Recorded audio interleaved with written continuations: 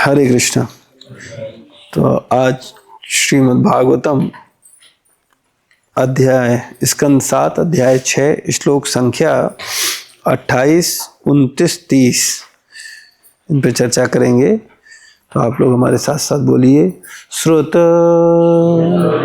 में तन्मया पूर्वं ज्ञानम विज्ञान संयुतम धर्मम भागवतम शुद्धम नारदेव दर्शना। श्रुत में तन्मया पूर्वं ज्ञानम विज्ञान संयुतम धर्मम भागवतम शुद्धम नारदादेव दर्शना। दैत्यपुत्रा ऊचु प्रह्लाद त्वं वयं चापि नरते अन्यं विद्यहि गुरुम् एताभ्यां गुरुपुत्राभ्यां बालानामपि ईश्वरो बालस्यान्तःपुरस्तस्य महत्संगो दुर्वन्नया छिन्दिः न संशयं सौम्य स्याच्चेद्वस्त्रम्भकारणम्।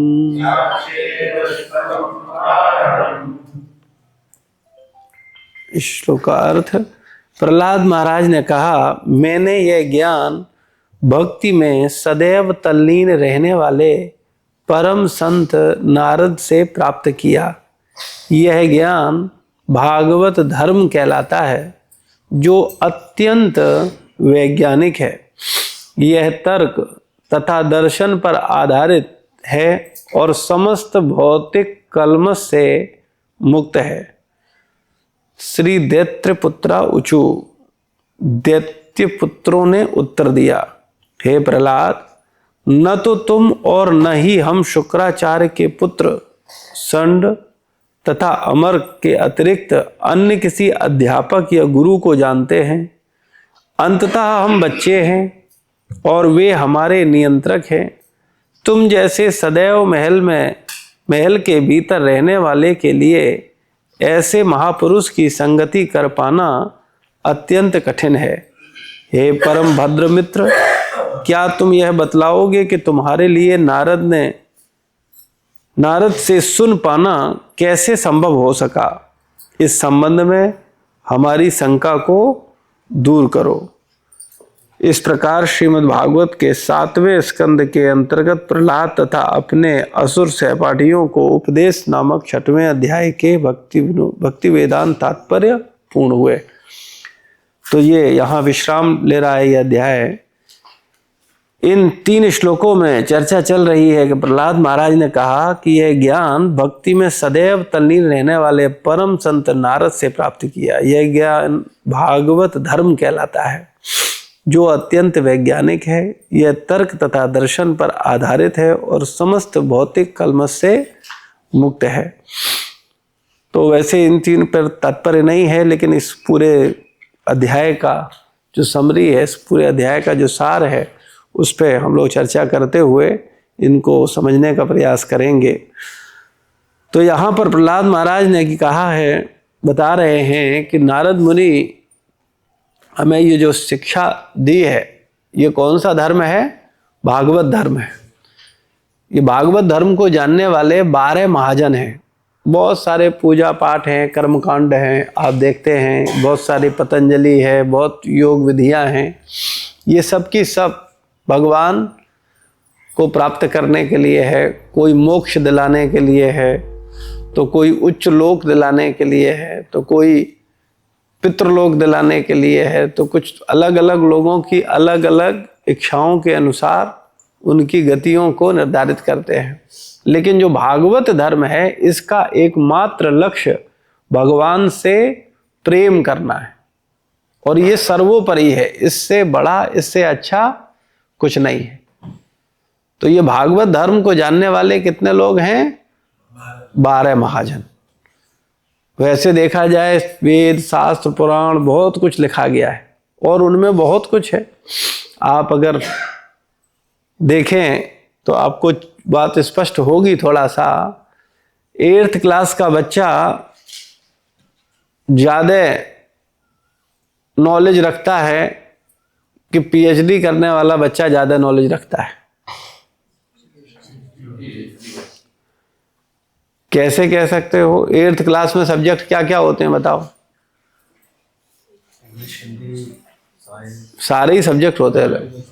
और पीएचडी टॉपिक पे। तो पीएचडी कहाँ से बड़ी हो? कोई सांसारिक दिमाग लगा के देखोगे तो अरे उससे सारे सब्जेक्ट पढ़ रहा है, और ये पीएचडी वाला तो एक टॉपिक में लगा हुआ है।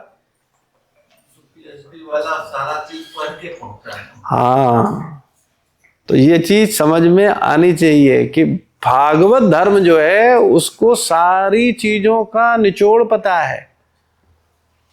उसे सारे 4 वेद, 18 पुराण, 108 उपनिषद पढ़ने की कोई आवश्यकता नहीं है, उनमें फंसने की कोई जरूरत नहीं है।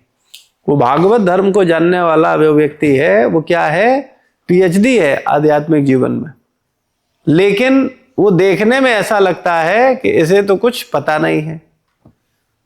भाई जैसे पीएचडी वाला व्यक्ति अपने टॉपिक पे चर्चा कर रहा है, और कोई व्यक्ति आए उससे कहे जरा चलो इंग्लिश में बताओ, चलो हिंदी में बताओ, तुम्हें क्या गणित में पता है, तुमको इंग्लिश में क्या पता है, तुम्हारी क्या नॉलेज है, पूछेगा ना? तो क्यों पूछेगा? क्योंकि उसको लगेगा अरे ये तो एक टॉपिक में ही लगा पड़ा, ये क्या है, ये क्या पागलपन है। अरे चर्चा करो तो और करो, इंग्लिश बताओ, गणित बताओ, ये बताओ, वो बताओ। होता है कि नहीं होता है? मैं भौतिक जगत में हम लोग ये सब मूर्खताएं नहीं करते, लेकिन आध्यात्मिक जगत में हम लोग यही सब मूर्खताएं करते हैं। आप जाएंगे, कोई कहेगा अच्छा बताओ क्या चल कर्मकांड में क्या है, तब आप क्या बोलते हो? हाथ जोड़ लो तो भाई पता, कर्मकांड वाले के पास जाओ, वो आपको बताएगा क्या है। हम लोगों को कर्मकांड से कोई ज्यादा लेना देना नहीं है। तो कोई ज्ञान मार्ग में लगा हुआ वो कहता है अच्छा चलो तुम इतना धोती कुर्ता तिलक लगा के घूमते हो, क्या तुमने कितने वेद पढ़े, कितने पुराण पढ़े तुमने, तुमको क्या नॉलेज है, हमसे पूछो, हमने सारे पुराण पढ़ लिए हैं, सारे वेद पढ़े। तो आप कहते हो नहीं भाई हमने तो नहीं पढ़े। तो क्या तुम लोग अभी बच्चे हो, तुम लोगों को कुछ नहीं पता है। और हम भी स्वीकार कर लेते हैं कि हम बच्चे हैं, क्योंकि हम मूर्ख हैं, हमें पता ही नहीं है कि हम क्या कर रहे हैं और हमें क्या मिला है और हम लोग किस पे चर्चा कर रहे हैं। सबसे बड़ी चीज यह है, भगवत गीता में भी भगवान बताते हैं, जो व्यक्ति भगवान की भक्ति करने में लग गया, जो भगवान से प्रेम करने में यानी भगवान की सेवा करने में लग गया, और ज्ञान से बच करके, क्यों बच करके, इसको भी समझ लो। ज्ञान भक्ति के 2 बेटे हैं, एक ज्ञान और दूसरा वैराग्य। अगर भक्ति देवी आती हैं तो ये दोनों स्वाभाविक रूप से आ ही जाते हैं। ज्ञान मार्ग में व्यक्ति को अहंकार होने की संभावनाएं 99.999% होती है, क्योंकि जब उसको इतना नॉलेज होता है तो उसको लगता है अगर ऐसा थोड़ी, मुझसे पूछो। आपको अभी जरा सा गीता कंठस्थ हो जाए तो आप फिर जमीन, आप पैर में रहेंगे आपके जमीन में। और कोई बात करे, कोई कहे, कोई गीता के आधार पर जीवन जीने की कोशिश कर रहा हो, मान लो गीता के आधार पर जीवन जीने का मतलब है कि कोई व्यक्ति अगर गीता के एक श्लोक का भी ईमानदारी से पालन कर रहा है, ठीक एज इट इज, अपने आचरण में उतार करके कि मैं इस श्लोक को पूर्ण रूप से अपने जीवन मरते दम तक पालन करूंगा, कुछ भी हो जाए, और एक व्यक्ति को 700 श्लोक कंठस्थ है, ठीक है,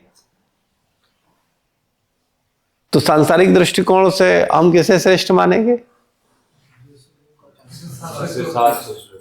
जैसे 700 श्लोक हम कहें ये देखो कितना विद्वान, देखो वो तुरंत बोलता है 16 अध्याय का, इसमें अध्याय ये इसमें ये ऐसा, वो फटाफट बोलता चला, देखो इसको कितना नॉलेज। और जो पालन कर रहा है वो तो अपने आचरण में उसको उतार रखा है उसने, उस पर अपने आचरण पे उस पर अपना चल रहा है, भगवान से प्रेम कर रहा है, और उसका और भगवान का संबंध वो और भगवान जानते, भगवान को पता है ये क्या कर रहा है क्या नहीं कर रहा है, या उसके गुरु को पता है कि वो क्या कर रहा है क्या नहीं कर रहा है। और वो प्रदर्शन से भी बचा हुआ है कि वो कुछ प्रदर्शन नहीं कर रहा, अपना जो पालन है उस पालन को कर रहा है, क्योंकि प्रेम दिखावे की चीज नहीं है, प्रेम स्वाभाविक है और प्रेम आनंद लेने का है। यानी अंतर मन में आपको स्वयं में उसका रसास्वादन मिलेगा, उसका प्रदर्शन नहीं होता हम ये प्रेम करते हैं, हम वैसा है वैसा है। आप अपनी माँ से प्रेम करते हो, उसकी पब्लिसिटी करते हो, अब जमाना बदल गया है, मदर्स डे पे फोटो डालने लगे लोग, लेकिन वो एक ही दिन पड़ती है। माँ भी कहती है आज क्या हो गया, आज हमारे साथ फोटो क्यों खींच रही है, आज मेरे पैर क्यों छुए जा रहे हैं।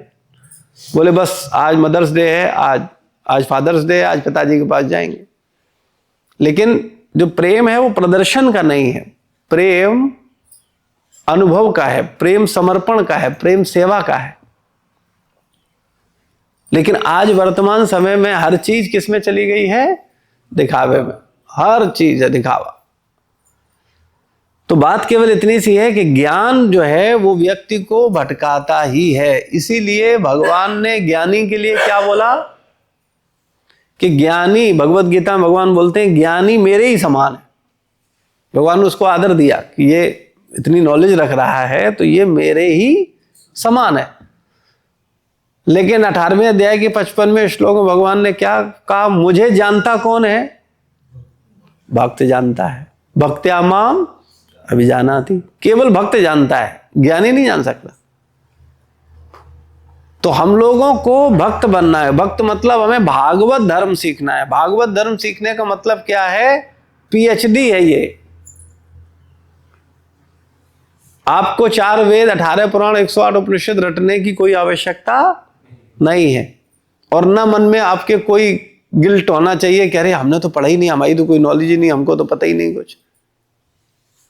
हमें अगर मूल चीज पता चल जाए कि असली चीज ये है जिससे हम भगवान के धाम जा सकते हैं। भगवान ने क्या कहा, जो भक्त हैं वही मुझे जान सकते हैं और वही मेरे धाम में प्रवेश करते हैं। ज्ञानी कहां जाता है, ब्रह्म ज्योति में। यानी वो सायुज्य मुक्ति को, उसे भी मोक्ष मिलता है, लेकिन मोक्ष कैसा है, वो सायुज्य मुक्ति, यानी भगवान का जो प्रकाश है उस प्रकाश में जाकर के हम क्या करते हैं, विलीन होते हैं। लेकिन वहां जीव गोस्वामी बताते हैं कि जो आत्मा इतना सक्रिय रहता है वो ऐसा कैसे हो सकता है कि वहां बना रहे, तो यानी उसके आने की भी संभावनाएं होती है। और रसास्वादन जो है वो भक्ति में है, मुक्ति में नहीं है। इसीलिए बड़े बड़े आचार्यों ने, रामानुजाचार्य, चैतन्य महाप्रभु और जितने हमारे वरिष्ठ 4 संप्रदाय के आचार्य, उन सब लोगों ने क्या कहा, मुक्ति भक्ति की दासी है। तो दासी श्रेष्ठ है कि मालकिन श्रेष्ठ है? और मालकिन कौन है? और वो भक्ति को हम समझने का प्रयास कर रहे हैं उस भक्ति। लेकिन वो अलग बात है कि हम उसे समझना नहीं चाहते। हमें क्या मिल रहा है और हम उसको वैल्यू नहीं कर रहे, क्योंकि हमारा कोई स्तर नहीं है। सही बात ये है, हमारा कोई स्तर नहीं। हम लोग भौतिक कीड़े हैं नाली के, जैसे वो बहु जगत है ना, बहु सागर। ये जगत जो है इसको मल के समान बोला गया, संसार मल नाशनम। संसार मल के समान है और इसी मल में हम रस ले रहे हैं। तो हमें ये सर्वोच्च चीज का कोई रसास्वादन नहीं है। ये क्या है इसे हम समझ ही नहीं सकते। खूब बताएं हमें तब भी हम नहीं समझ सकते। इसे तो कृष्णदास कविराज जैसे लोग समझते। वो क्या बोलते हैं, ब्रह्मांड भ्रमते कौनो भाग्यवान जीव, गुरु कृष्ण कृपा पाए भक्ति लता भी। हम लोग उस भक्ति को हम तो सोचते हैं बस चलो भक्ति का मतलब है 16 माला कर लो, फटाफट निपटा लिया, अपना आज का काम हो गया, बस अपना 4 नियम हो जाए बस ठीक है। चलो मंदिर चलते हैं, हो आए, घूम हम आए, और मंदिर में जाके थोड़ा इसकी निंदा उसकी निंदा, ये ऐसा वो ऐसा, मैं ऐसा हूं वो ऐसा ये ऐसा, ये करके बोले भक्ति हो गई। ये भक्ति नहीं है। भक्ति वास्तविकता में मुक्ति के बाद की स्थिति है। यानी अगर मालकिन है तो दासी नहीं होगी क्या? भाई मालकिन बिना दासी के थोड़ी चलती है, दासी तो उसके साथ ही रहेगी। तो अगर किसी के पास भक्ति आती है वास्तविकता में, तो मुक्त तो वो हो चुका है, तब भक्ति की शुरुआत होती है। इसीलिए प्रभुपाद जी ने हमको इशारा भी किया कि भक्ति दो प्रकार की है, एक कच्ची भक्ति और एक पक्की भक्ति, एक साधन भक्ति और एक प्रेमा भक्ति, शुद्ध भक्ति। ये सब सुने हैं ना आप सबने। तो साधन भक्ति क्या है? जो हम करने का प्रयास कर रहे हैं। हम लोग कौन सी भक्ति कर रहे हैं? साधन भक्ति। और वो ईमानदारी से नहीं कर रहे, अपने मन को साधते नहीं, अपने काम को साधते नहीं, क्रोध को साधते नहीं, लोभ को साधते नहीं, मद को साधते नहीं, ऐश्वर्य को मत्सर्य को साधते, उस पर कोई ईमानदारी से काम नहीं करते। तो साधन भक्ति भी हम लोग ईमानदारी से नहीं कर रहे हैं। जो व्यक्ति साधन भक्ति को ईमानदारी से करेगा, उस व्यक्ति को ही प्रेमा और शुद्ध भक्ति प्राप्त होगी। और जब साधन भक्ति को करते हुए, वो साधन भक्ति को बताया, जैसे प्रभुपाद जी बोलते हैं, आम कच्चा है तब भी अच्छा है, लेकिन पकने के बाद वास्तविक अच्छा है। तो ऐसे ही हमारा भक्ति जब परिपक्व होगा, और वो कब होगा? जब हम उसे पकाने का कोशिश करेंगे। और कोशिश किससे होती है? समर्पण से, श्रवण से। सबसे पहली चीज है श्रवण। और कैसा श्रवण? अनन्य श्रवण। ये बहुत गहरी चीज है, हम लोग समझते नहीं है। भगवान देखो, भगवान ने भगवत गीता में जगह जगह बोला, अनन्याश्चिंत यंतो माम। अनन्य भाव से मेरा चिंतन करो। सर्वधर्मान मम एकम शरणम ब्रज। भगवान बोलते मेरी एक शरण में आओ। अब उसमें भी बड़े, अगर हम वही बात पीएचडी की है और बात एर्थ की है। अगर पीएचडी में जाओगे तो आपको ऐसे ऐसे सिद्धांत देखने को मिलेंगे जैसे नॉर्मल व्यक्ति चकरा जाएगा। जैसे तुलसी बाबा भगवान कृष्ण का दर्शन करते हैं और बोलते क्या हैं? तुलसी मस्तक तब नभे जब धनुष बाण ल्यो हाथ। मतलब वो क्या कह रहे हैं? और भगवान ने क्या किया कि भगवान ने बांसुरी की जगह धनुष बाण को धारण भी कर लिया। अब कोई कहेगा क्या तुलसी बाबा को इतना ज्ञान नहीं है कि कृष्ण में और राम में कोई अंतर ही नहीं है? उन्हें इतना पता नहीं क्या? हम लोगों को पता है, उन्हें नहीं पता था क्या कि भगवान जो राम है वही कृष्ण है, जो कृष्ण है वही राम है? तो ऐसा काहे कह रहे कि हम तब प्रणाम करेंगे जब तुम धनुष बाण लो। अनन्यता की भी पराकाष्ठा है, लेकिन उस स्तर की चेतना वाले लोगों को देखो, मैं बार बार आप लोगों को एक बात बताता हूं, इसमें बुरा मानने वाली बात नहीं है। आप लोगों को अपनी स्थिति को बड़ी ईमानदारी से पहचानना चाहिए और उस पर ईमानदारी से काम करना चाहिए। हमने हमेशा आपको एक उदाहरण देकर के बताया, मूर्तिकार मूर्ति बनाता है, ठीक है, लेकिन क्या हर पत्थर से कृष्ण की मूर्ति बन सकती है? बनेगी? बताओ। ऐसे ही आचार्य गुरुजन ये भी क्या करते हैं? हमें छांट करके तराशते हैं, है ना? मूर्ति पत्थर होता है, पत्थर पड़ा होता है, हम लोग लात भी मारते हैं उसके ऊपर, बैठ भी जाते हैं, चल लेते हैं, लेकिन जब उस पर छेनी हथौड़ा पड़ता है मूर्तिकार का और वो टूटता नहीं है, यानी छेनी पड़ रही है, हथौड़ा पड़ रहा है, लेकिन वो टूट नहीं रहा है, बल्कि मूर्तिकार को सहयोग कर रहा है कि मुझे और छांटिए, मुझे और रगड़िए, मुझे और निखारिए। तब क्या होता, उसमें से क्या निकल जाते हैं, ये सुंदर राधा रमन बिहारी के विग्रह प्रकट हो जाते हैं। और कुछ पत्थर ऐसे होते हैं जिनको आप अगर उंगली थोड़ा छेनी मारोगे, इतना आपको तोड़ना है, इतना वो टूटेंगे, इतना होते हैं कि नहीं होते, तो उनमें मूर्ति बन सकती है। अब कोई कहे कि मूर्तिकारी ठीक नहीं है, हम तो तब मूर्तिकार माने जब तुम इस पत्थर को भी कृष्ण का लो, तब टैलेंट है इसमें, तो सब बना देंगे, है ना। तर्क लेने वाले तर्क देते हैं, लेकिन वो संभव ही नहीं है, क्योंकि कुछ शेप तो दिया जा सकता है। अगर मूर्तिकार बुद्धिमान है, होशियार है, तो वो कुछ शेप तो दे सकता है, लेकिन आपको सेम ये राधा रमन बिहारी इतनी पतली उंगली, ऐसे ही स्वरूप, इतने ही नक्श उसमें प्रकट हो जाए, तो संभव नहीं।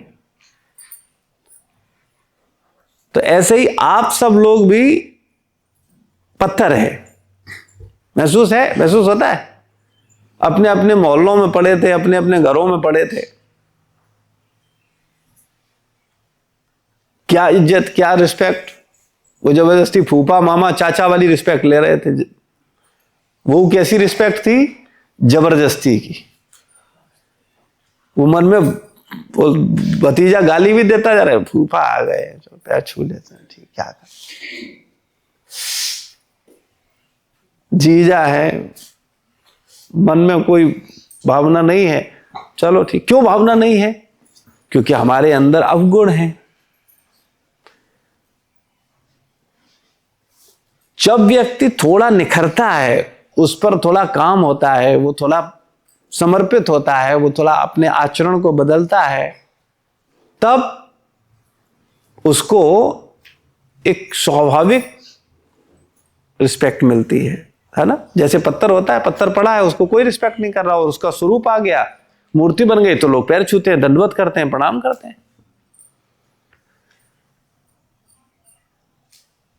तो बहुत से लोग तो छटने के लिए ही तैयार नहीं थे, वो तो आए, सुना और भाग गए। उन्हें अरे बहुत हो गया, ऐसा थोड़ी होता है, हमें भी कुछ पता है, हमें पता है सब पूजा कैसे होती है। ब्राह्मण हमारे घर में रखी है 20 साल, हमारे दादा पढ़ते थे, पिताजी पढ़ते थे, गीता के लिए हम क्या जाए सीखना, आप सब पता है हमें। लेकिन उनमें से कुछ आप लोगों ने ये निर्णय लिया कि नहीं, मुझे अपने ऊपर काम करना है, और आप लोगों ने किया। ऐसी बात नहीं है कि नहीं किया है, नहीं किया होता तो आज इस स्वरूप में नहीं बैठे होते। आप 4 बजे उठने लगे, आप 16 माला करने लगे, आप 4 नियम करने लगे, लेकिन अब आप लोगों के अंदर फिर, चूंकि वो पत्थर ही ऐसा है, क्या किया जाए, कपट आ रहा है, द्वेष आ रहा है, एक दूसरे की निंदा हो रही है, अपने को श्रेष्ठ साबित कर रहे हैं। अब एक अवस्था पे आके हम रुक गए, नहीं बस इससे ऊपर नहीं जाना, हमें अब ज्यादा छटाई नहीं चाहिए, अब हमें ऐसे में ही पूजा जाए। तो वो काम तब तक नहीं होगा जब तक, देखो आज आप मुझे बताओ, आज आप लोगों को जो भी लोग प्रेम कर रहे हैं, जो भी सम्मान दे रहे हैं, जो भी रिस्पेक्ट दे रहे हैं, उसका कारण क्या है? कभी आपने विचार किया क्या कारण है? क्यों ऐसा हो रहा है मेरे साथ? मैं तो पैदा हुआ था, मैं तो इतना बड़ा हुआ, मेरे तो रिश्तेदार थे, मेरे घर भी था, मेरा सब कुछ था, सब क्या कारण है बताओ, क्या विचार है बताओ? आप सबका अनुभव होगा, है अनुभव प्रैक्टिकल, कुछ महसूस करते हैं? कुछ लोग आप लोगों को हृदय से आपके समर्पण, आपकी साधना, आपके प्रेम को देख करके आकर्षित होते हैं कि नहीं होते? लेकिन वो जितना आपके अंदर अच्छी चीज देखते हैं उससे आकर्षित होते हैं। फिर जो आपके नजदीक जाते हैं, बहुत नजदीक जाते हैं, तो देखते हैं आपका उतना समर्पण नहीं है, तो फिर वो लोग फिर खराब हो जाते हैं। तो हम लोगों को ये समझना होगा कैसे हम और अधिक अपने ऊपर ईमानदारी से काम करें। अच्छा, एक बात मुझे बताओ, आप लोग किस पर काम कर रहे हो?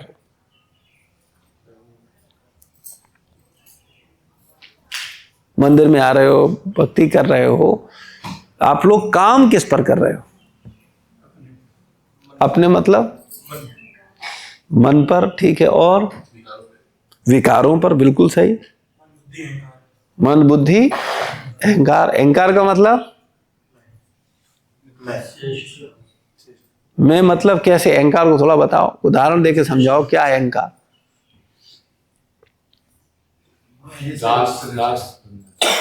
मैं ही, ठीक हो गया, लेकिन इसको कोई कैसे अहंकार आता है उसको थोड़ा एक्सप्लेन करो। कैसे मतलब मैं, मेरे अंदर, आप अपने अंदर के अहंकार को कैसे जज करते हो कि हाँ मैं अहंकार में हूं?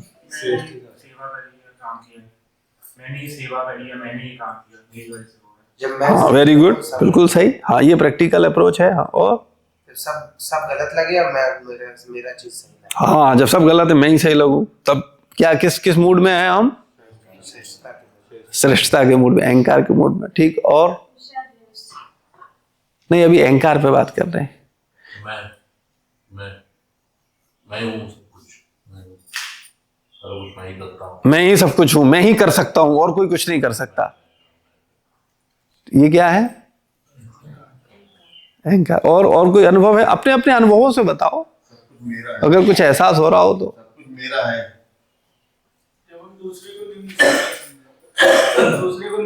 हाँ, दूसरे तो बेकार है, मैं, तुम लोग सब बेकार हो, मैं ही सब कुछ हूं, तो वो किसमें है?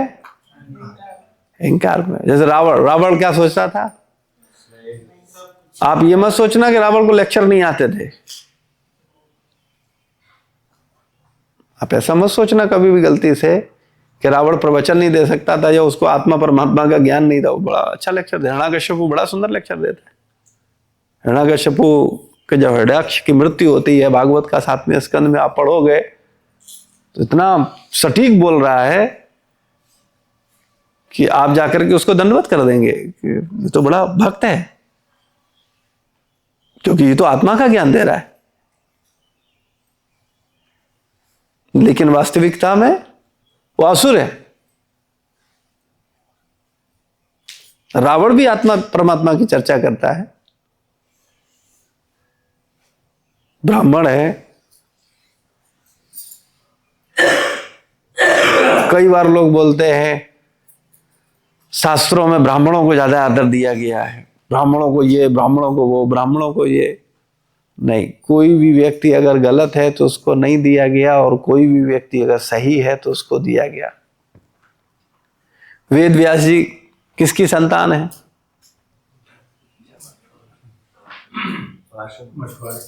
है ना? और उनका आदर कम है। और रावण ब्राह्मण कुल में, कोई उसका आदर करता है? कारण ज्ञान में तो उसके कमी नहीं थी, और तो और छोड़ो, भक्ति में भी कमी नहीं थी। तुम लोग तो भक्ति के नाम पर, हम लोग तो कलंक के हैं।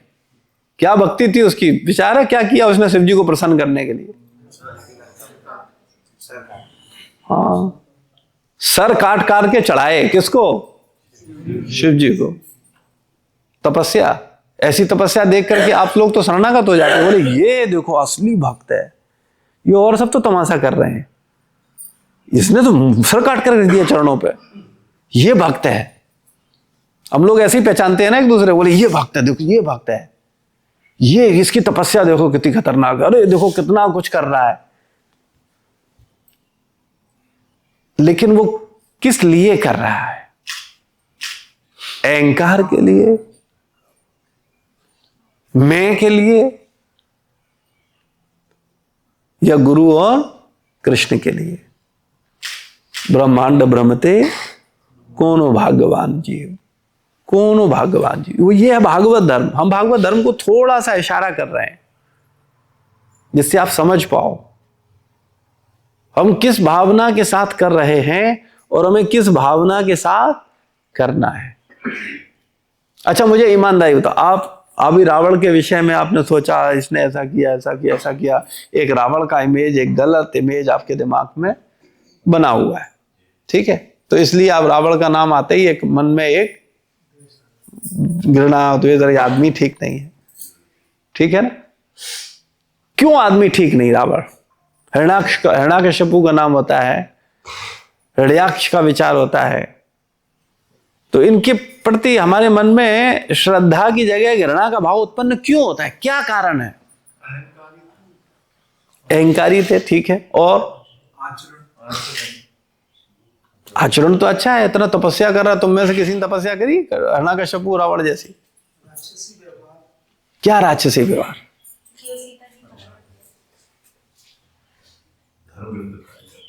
धर्म विरुद्ध जो धर्म का कार्य कर रहा था उसको सताना।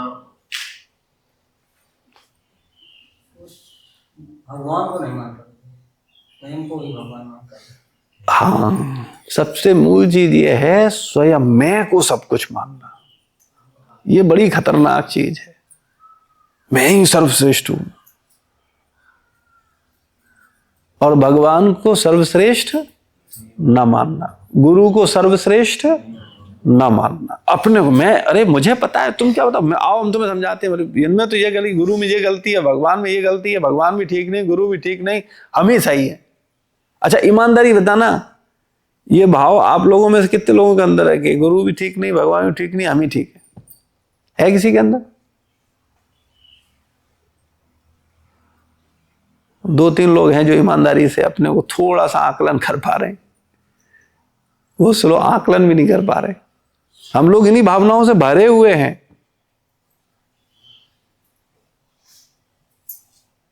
इन्हीं भावनाओं से हम भरे हुए हैं। आकलन, हम अपने को जज ही नहीं कर पा रहे।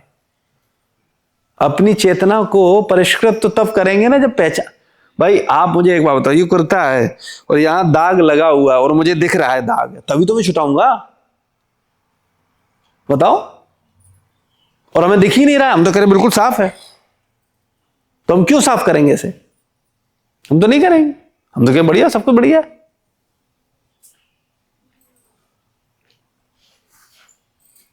तो मूल बात इतनी सी है कि हमें अपने को देखना है, दूसरे को नहीं देखना। हम लोग दूसरों को देखने में इतने बिजी हैं कि अपने को देखने की फुर्सत नहीं। बाहर देखने में इतने व्यस्त हैं कि अंतःकरण में झांकने का टाइम नहीं। ईमानदारी बताओ, अच्छा दिन भर तुम्हारे मन में क्या चलता है बताओ? इसने ऐसा कर दिया, उसने ऐसा कर दिया, ये करना है, वो करना है, ऐसा है, वैसा है, अभी मुझे चलता है कि नहीं? अपने अंदर आकलन करते हैं, मैं कहाँ गलती कर रहा हूं, मैं कहाँ हूं, मैं किस मानसिकता में हूं, आसुरी मानसिकता में हूं। गीता शास्त्र पढ़ते हुए भी क्या हम आकलन करते हैं? हमने कई बार बताया, आचार्यगण बताते हैं, शास्त्र क्या है? आईना है। शीशे में हम देखते हैं अपने आप को।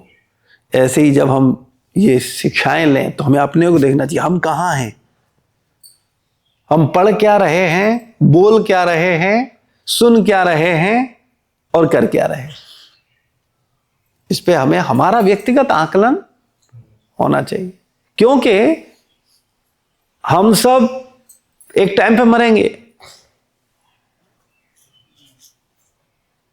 एक ही साथ जाएंगे इस लखनऊ को छोड़ के, बताओ अलग अलग जाएंगे। तो यात्राएं अलग अलग हैं कि नहीं है? परिवार वाले साथ जाएंगे, बिल्कुल हमें अलग अलग जाना है। और क्या लेके जाएंगे? कर्म तो एक सत्संग में नहीं आना वाला व्यक्ति बता देता है, हम कर्म लेके जाएंगे। हाँ, अपनी चेतना लेकर के जाएंगे, जिस पे हम काम ही नहीं कर रहे ईमानदारी से। जो मेरा असली धन है, हमारा असली धन ये लॉकर में, म्यूचुअल फंड, मकान, प्रॉपर्टी ये नहीं है। ठीक है, संसार में रहने के लिए हम लोगों को सब कुछ करना पड़ता है, हम लोग सब करते हैं, लेकिन हमारा कॉन्सेप्ट क्लियर होना चाहिए, ये मेरे साथ नहीं जाएगा, इससे मेरा ज्यादा संबंध नहीं है, ये पत्नी, पति, बच्चा, इनसे मेरा ज्यादा संबंध नहीं है, मेरा संबंध मेरे मन से है, मेरा संबंध मेरी बुद्धि से है, मेरा संबंध मेरे मिथ्या अहंकार से। मुझे इस पे काम करना है, मुझे मेरा मन अच्छा करना है, मुझे मेरी बुद्धि, भौतिक बुद्धि से मुझे अपनी बुद्धि को आध्यात्मिक बुद्धि में बदलना है। बिनु सत्संग विवेक ना हो। ये विवेक क्या है? ये आध्यात्मिक बुद्धि है। और ये मिलती कैसे है? सत्संग से मिलती है। जब सत्य का संग करते, सत्य को विचार करते हैं, सत्य ये है कि नहीं है कि हमारे साथ हमारा मन बुद्धि जाएगा, और क्या जाएगा बताओ? और जो जाएगा उस पर कोई काम नहीं कर रहा ईमानदारी से।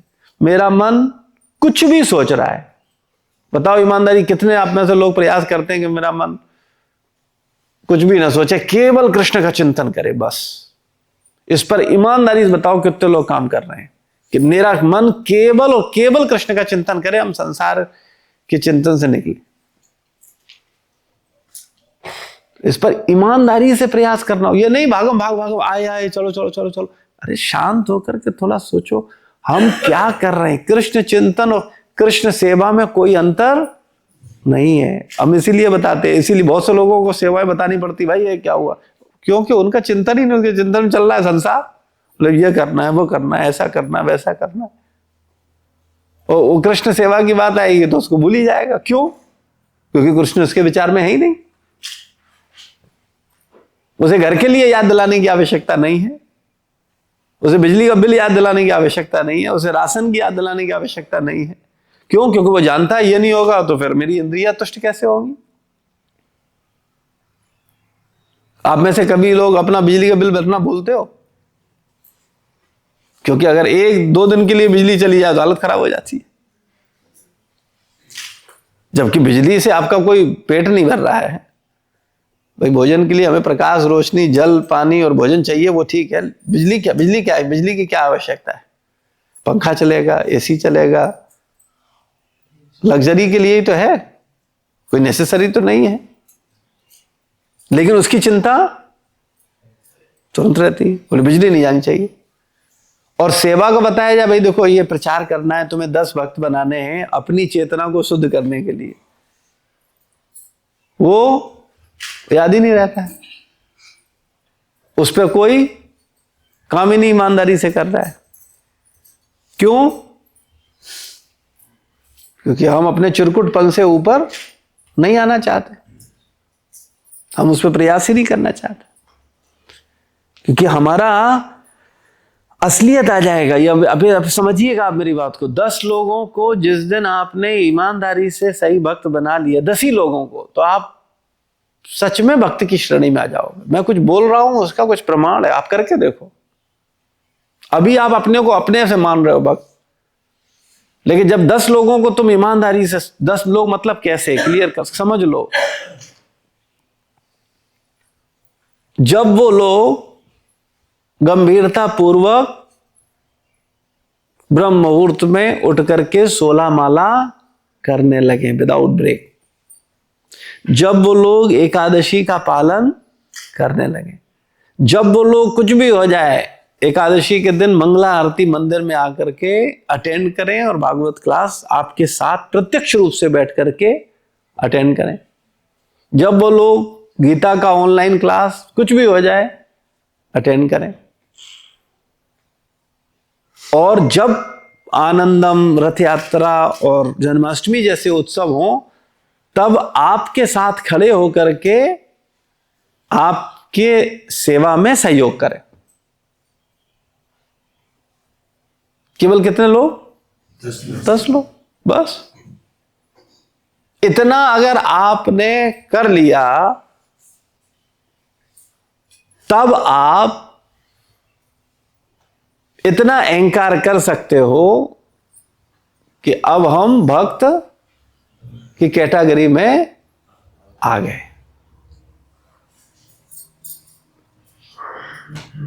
और आप करोगे तो इससे बहुत कुछ सीखने को मिलेगा। करके देखो, पता चलेगा।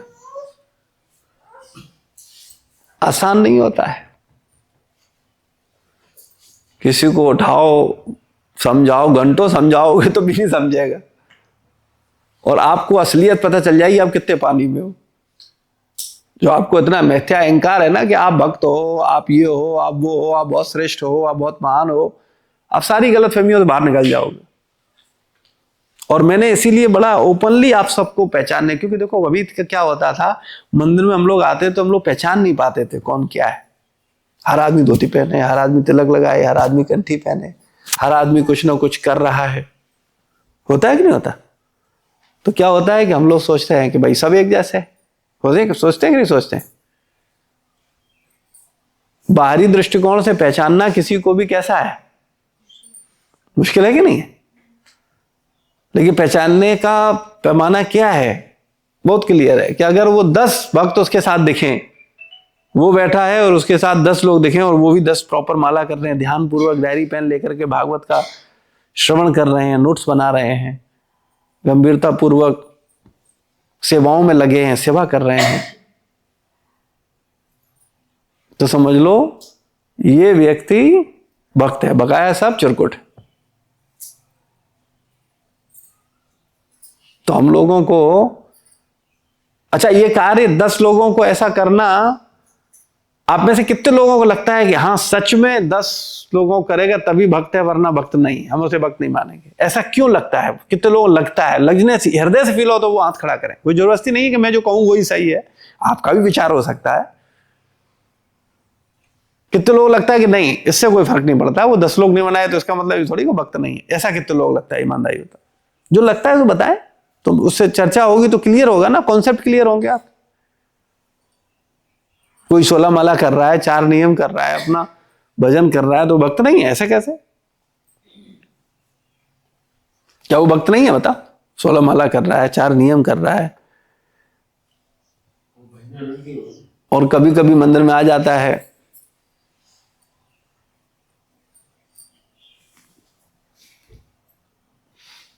वो अपनी परंपरा का भक्त नहीं है। क्योंकि हम लोग कौन सी परंपरा में है, ये तो पढ़ा है ना शुरुआत में, क्लियर है।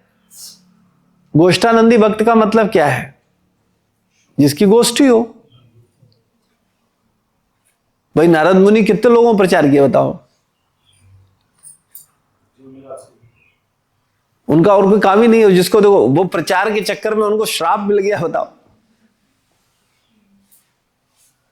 क्योंकि दक्ष प्रजापति थे, वो संतान पैदा करते थे और नारद मुनि जाके प्रचार करके उन्हें ब्रह्मचारी बना देते थे। दक्ष को बड़ा गुस्सा आता, करे मैंने सोचा सृष्टि चलेगी, इनसे विवाह करेंगे, इनकी संतानें होंगी, फिर हम लोग ये सब बढ़ाएंगे और भगवान की सेवा करेंगे। अच्छा उनको भी अपनी सेवा करनी थी, तो उनको, और नारद मुनि जाते तो उनको बताते, बोले किन चक्रों में पड़ रहे हो, घर गृहस्थी में तुम कहां जा रहे हो, भगवान का भजन करो, निकलो, जन्म मृत्यु जरा व्याधि में फंसे हो, क्या रखा। और वो सब संन्यास ले लेते, बोले हाँ बात तो सही है, हम किन चक्रों में जा रहे हैं, हम तो जा रहे हैं भजन करने। तो दक्ष प्रजापति ने उनको श्राप दिया, बोले तुम ज्यादा देर तक किसी स्थान पर रुक ही नहीं पाओगे, कैसे प्रचार करोगे? भैया भागते दौड़ते थोड़ी प्रचार होता है। आप लोगों को देखो लगातार लखनऊ में रुक करके प्रचार करना पड़ रहा है ना, तभी तो थोड़ी बहुत बात समझ में आ रही है। पता चला हम आते इटावा से और बस आधे घंटे का लेक्चर देते, फटाफट 1.5 घंटे हो गया, फिर भागना पड़ता, तो काम बनता, बहुत मुश्किल हो जाता। तो कहने का मतलब है, लेकिन नारद मुनि कितने लोगों को प्रचार किया? प्रहलाद महाराज के गुरु कौन है? नारद मुनि है। ब्रह्मा जी के गुरु भगवान श्री कृष्ण, और ब्रह्मा जी के पुत्र नारद मुनि पुत्र भी हैं और उनके शिष्य भी है। नारद मुनि बहुत, ध्रुव महाराज को किसने प्रचार किया? नारद मुनि। ढेरों लोग हैं जिनको नारद मुनि ने भक्त बनाया। तो नारद मुनि कौन है? भजनानंदी है कि गोष्ठानंदी है? गोष्ठानंदी है। अच्छा भजनानंदी भी इतना सरल नहीं है। भजनानंदी को चीप मत लेना कभी भी, अपने को महान मानने लोग, हम गोष्ठानंदी हैं, हम तो भजनानंदी का मतलब होता है भजन में बड़ी निष्ठा। एक गुफा में घुस के भजनानंदी भक्तों का दर्शन आप ब्रज में कर सकते हो। ऐसे ऐसे लोग हैं, कमरे से निकलते नहीं, अपना बैठे हैं, भजन लगे पड़े हैं, रोज रोज रोज माला का। आज भी ऐसे लोग हैं जो 64 माला से अधिक माला जाप कर रहे हैं रोज। 64 माला तो बहुत कम है, 64 माला तो अपन भक्तों में भी कर लेते हैं। 128 माला, 200 माला रोज करने वाले। राधा कुंड में कई ऐसे भक्त हैं जो नामाचार हरदास ठाकुर की तरह भजन करने का प्रयास, और वो कभी सो नहीं करते हैं, वो तो कभी दिखेगा भी नहीं। हम लोग तो थोड़ा बताते हैं, देखो जब तक थोड़ा पता नहीं चले कि तो लोग लगता है कि नहीं, और वो तो मतलब पता ही नहीं चलेगा, वो निरंतर अपना भजन करते रहते हैं। कई ऐसे रामानंद, अयोध्या में कई ऐसे भक्त हैं, हम लोग वो नहीं दिखेंगे, हमें उन्हें मतलब ही नहीं दिन दुनिया से। वो कहते हैं भाई हमें लफड़ा नहीं, हमें अपने को निकलना है संसार से, भजन करना है, जाना है, मुझे किसी लफड़े में नहीं पड़ना। लेकिन गोष्ठानंदी क्या करता है? भजन भी करता है और अन्यों को प्रचार भी करता है। बल्कि अगर हम देखें ईमानदारी से तो भजनानंदी ज्यादा कठिन है। गोष्ठानंदी बनना सरल है और इसमें कल्याण की संभावनाएं भी अधिक हैं। क्यों? क्योंकि भक्तों का संग मिलता है, नीचे के भक्तों का संग और ऊपर के भक्तों का संग। और भजनानंदी हमारा स्तर तो वो है नहीं, और हम कृत्रिम रूप से बैठ जाएं गुफा में, बोले आज के बाद हम मंदिर अंदर कहीं नहीं आएंगे, इधर उधर बड़ा पॉलिटिक्स है, जहां जाओ तहां तमाशा है, बोले हम जाकर चुपचाप अपने कमरे में भजन, हमें पता चल गया है हरे कृष्ण महामंत्र करना है, अपने कमरे में बैठ करके हम घर में भजन करेंगे। ठीक, आजमा के देख लेना, जाओ जाओ ट्राई करके देख लो, 2-4 महीने 1 साल करके देख लो, गायब हो जाओगे। माला उधर पड़ी होगी और आप कहीं पड़े होगे, होगा नहीं। प्रभुपाद जी बोलते हैं कि ये एकांत भजन करते हैं, वो किसका चिंतन करते हैं? धन और स्त्री का। आसान नहीं है भजनानंदी, इतना सरल नहीं बोलना। भजनानंदी बोले हाँ हम तो गोष्ठानंदी है और भजनानंदी तो बेकार, ऐसा वो भी बहुत बहुत ऊंची स्थिति है। लेकिन गोष्ठानंदी में क्या है, सुधार की संभावनाएं बहुत हैं। क्यों? आप अभी नए नए भक्ति में आए, ठीक, अब तुम 10 लोगों को बोल रहे हो भाई देखो एक मंगला आरती, चलो चलो मंगला आरती, तो तुम किसको कब बोल पाओगे? जब तुम खुद करोगे तभी तो बोल पाओगे। इसीलिए मैं चिरकुट बोल रहा हूं कि अगर वो 10 लोगों को नहीं कर रहा है, इसका मतलब क्या? वो चिरकुट है, क्योंकि वो खुद कुछ नहीं कर रहा है, वो खुद पालन नहीं कर रहा है, वो खुद गंभीर नहीं है। आप किसी भी चीज के लिए किसी दूसरे को तब बोल सकते हो जब आप कर रहे हो, और जब आप नहीं कर रहे हो तो दूसरे को क्या बोलोगे? कैसे बोल पाओगे? और बोलोगे भी कौन सुनेगा तुम्हारी? तो वो चिरकुट है कि नहीं? तो 10 लोगों को केवल अगर हम भजन करवाते हैं, उनको भगवान की सेवा में लाते हैं, तो आपका सुधार हो जाएगा। आप करके देखो, इससे आपका लाभ होगा, आपकी चेतना शुद्ध होगी। और मैं तो बड़ा स्पष्ट बोल रहा हूं, ऊपर वाले तुम्हें शुद्ध कर पाए ना कर पाए, वो नीचे वाले तुम्हें शुद्ध कर देंगे, मैं प्रॉमिस कर रहा हूं आपको। करके देखो, 10 लोगों को प्रचार करो।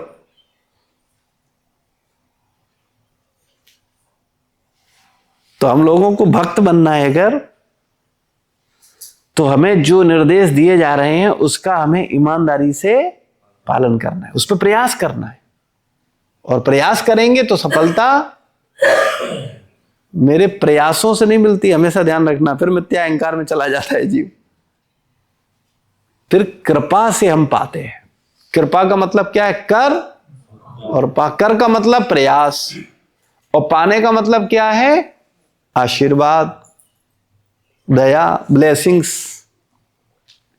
और हम लोग किस भावना के हैं कि जब हमें कुछ मिलता है तो हम क्या बोलते हैं? वो ब्लेसिंग क्या होती है? हमने किया है, ऐसे थोड़ी हो गया। ब्लेसिंग तो सब पे थी, किसने क्या कर लिया बताओ? हम लोग इस मानसिकता के। तो हम लोगों को अपने आचार्यों को पढ़ना चाहिए, समझना चाहिए क्या वास्तविकता है, कहां जरा से चूके।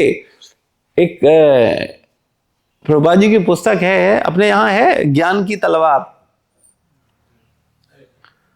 उस पर नाम ही रखा है तलवार। तलवार की धार पर चलो, कतर आसान है, जरा चूके कट जाओगे। तो हम लोगों का यही स्थिति, हम लोग चूकते ही रहते हैं, सावधानी नहीं होते भक्ति, क्योंकि हमें लगता ही नहीं हम तलवार पे चल रहे हैं, इसीलिए अपराध कर देते हैं, किसी को कुछ भी बोल देते हैं, कुछ भी भावना रखते हैं, कुछ भी, हमको लगता है बड़े भक्ति तो बड़ी सारा है, कुछ बस कुछ करते, होगा नहीं, गायब हो जाओगे। मैं फिर बार बार बोलता हूं, आसान नहीं है भक्तों के संग में रहना, और सही भावना से भक्ति में निरंतर लगे रहना, निरंतर लगे रहना बहुत आसान नहीं है। तो हम लोगों को इसको बहुत गंभीरता से लेना चाहिए। प्रहलाद महाराज ने आगे कहा, मैंने यह ज्ञान भक्ति में सदैव तल्लीन रहने वाले परम संत नारद से प्राप्त किया था। वो सदैव भक्ति में, भगवान की सेवा में, भगवान के चिंतन में तल्लीन रहते थे, मैंने उनसे यह ज्ञान प्राप्त किया है। उससे नहीं प्राप्त किया जो 2 घंटे चिंतन है और बकाया 24 घंटे होने, चलो अब क्या ऐसे, क्या उधर, क्या चलो इधर, क्या उसमें लगा हुआ है। 24 घंटे निरंतर भगवान के चिंतन में लगा हुआ है, भगवान की सेवा में लगा हुआ है। यह ज्ञान भागवत धर्म कहलाता है, जो अत्यंत वैज्ञानिक है, तर्क तथा दर्शन पर आधारित है और समस्त भौतिक कलमश से मुक्त है। अब दैत्यपुत्र पूछ रहे हैं कि भाई प्रहलाद, न तो तुम और न ही हम शुक्राचार्य के पुत्र संडर्क सिखाते थे, इन लोगों के अलावा तो कोई और सिखाने वाला है नहीं, और तुम राजमहल में रहते हो, वहां भी कोई ऐसा नहीं है। तुम्हें ये वाली शिक्षा, जो तुमने इतना बढ़िया ज्ञान दिया, ये तुम्हें कहां से मिला?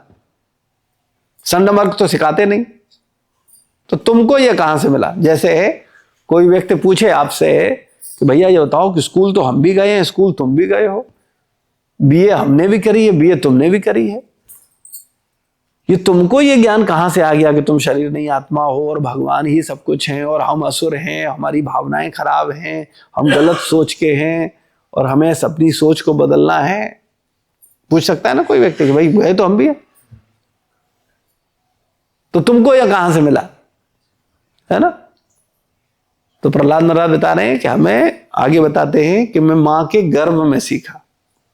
आगे का चैप्टर है जिसका नाम है प्रहलाद ने गर्भ में क्या सीखा।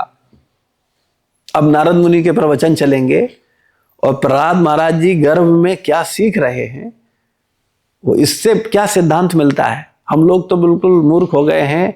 मां के गर्भ में जब बच्चा होता है, उस समय अगर मां ध्यान पूर्वक लेक्चर सुनती है, ध्यान पूर्वक भगवान की चेतना में लीन रहती है, इससे उस बच्चे पर बड़ा गहरा प्रभाव पड़ता है। इसका प्रमाण है ये भागवत।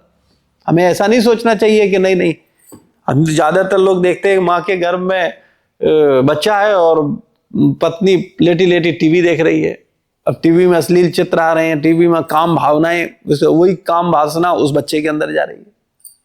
वो पैदा होगा, बड़ा होगा, वो काम वासना से भरा हुआ होगा, क्योंकि वो चेतना उसकी माँ के द्वारा उस बच्चे के अंदर, वो चेतना, वो भावना, वो जैसा ज्ञान ले रही है वैसा ज्ञान उस बच्चे के अंदर ट्रांसफर हो रहा है। तो इसीलिए बोला जाता है कि जब भक्तों के गर्भ में, माँ के गर्भ में, भक्तों के परिवार में बच्चे जन्म लेते हैं, तो जो माँ है वो बहुत सीरियस अपनी चेतना पे बहुत ध्यान रखती है कि निरंतर वो भागवत पढ़ती है, लेक्चर सुनती है, ध्यान पूर्वक गीता पढ़ती है, श्री कृष्णा बुक पढ़ती है, और भगवान के चित्र, बाल स्वरूप के चित्र लगाए होते हैं, उन स्वरूपों को देख करके भगवान का चिंतन करती है। तो इससे क्या होता है, उसके गर्भ में रहने वाली जो संतान है वो कैसी होगी? प्रहलाद महाराज जैसी भक्त बनेगी। तो हम लोगों को ये सब, लेकिन आजकल कौन करता है? करेगा कौन? जो जिसको भागवत पर विश्वास होगा, जिसे भागवत पर विश्वास होगा वो भागवत की बात मानेगा। जिसे गुरु पर विश्वास होगा वही तो गुरु मानेगा। जो खुद में गुरु है वो किसकी सुने? हाँ ठीक है, कुछ बोलते रहे, हमें जो करना है सो हम करेंगे। हम लोग तो इसी मानसिकता के, सुनेंगे जरूर लेकिन करेंगे जो हमारा मन करेगा, जो हमारी बुद्धि कहेगी, जो हमारा अहंकार कहेगा। तो भला कैसे होगा?